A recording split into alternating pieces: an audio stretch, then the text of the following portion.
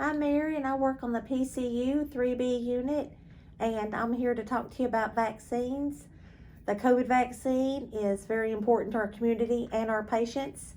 We do not want to be out sick. We want to have a herd immunity, and I am personally vaccinated, and I encourage all my coworkers to get vaccinated. I have seen more death in this short period of time than I have in my nearly 20-year career at Med Center.